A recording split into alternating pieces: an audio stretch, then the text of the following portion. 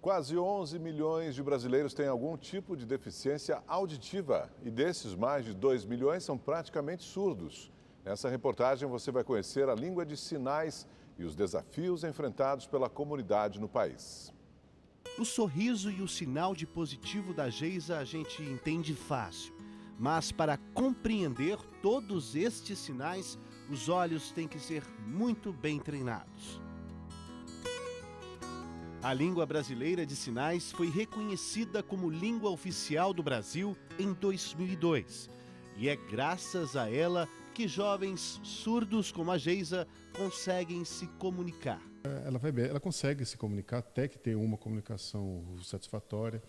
Alguns amigos que ela tem fora, ela sente algumas dificuldades, mas ela parece ter já o hábito de conseguir se comunicar, ela sempre dá um jeitinho. Assim como em qualquer língua, é preciso dedicação e disciplina para aprender a língua de sinais. Em média, para se tornar fluente em Libras, são necessários 3 anos. No Brasil, a língua de sinais tem ganhado cada vez mais espaço, mas ainda assim falta muito para que os surdos sejam de fato incluídos na sociedade de forma geral, principalmente na educação e na área de trabalho. O Brasil ainda não tem uma universidade, a gente espera que futuramente, a gente consiga projetos, a gente consiga realmente um trabalho para isso, mas ainda é um tanto utópico, a gente ter uma universidade só para surdos. O André é professor nesta escola em São Paulo, onde só se ensina em Libras. Os alunos, a maioria de surdos, entendem tudo. É que a maioria aprendeu a se virar desde sempre, como o Matheus, que é de uma família de surdos e que aprendeu a se comunicar assim desde pequeno. Sabe, de manhã, todo dia ele vai, ele compra pão.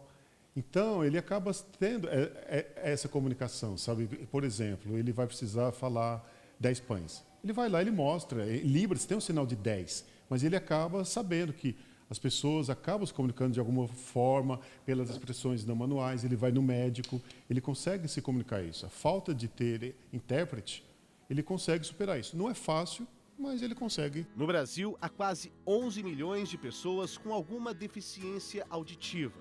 Desse total, 2,3 milhões apresentam uma deficiência severa. Uma pesquisa apontou que a predominância de pessoas com deficiência auditiva é na faixa dos 60 anos de idade ou mais, e que, enquanto 9% dessas pessoas já nasceram com essa condição, 91% a adquiriram ao longo da vida.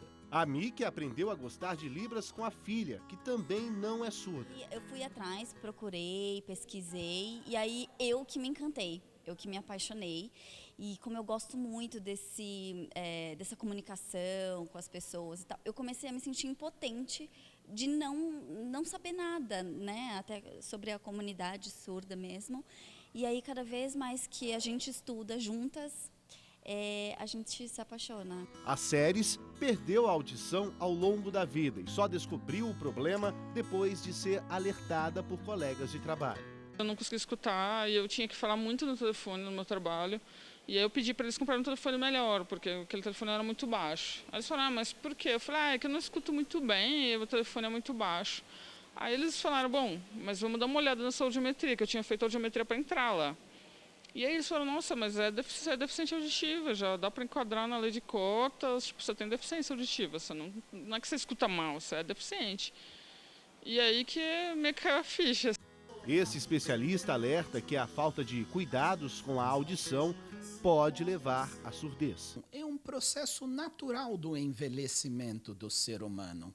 Ocorre que, com o nível de intensidade sonora que nós vivemos hoje, nos centros urbanos especialmente, essa poluição sonora lesa a audição e isso se soma com a perda natural. Portanto, piorando mais ainda o desconforto e a dificuldade na audição.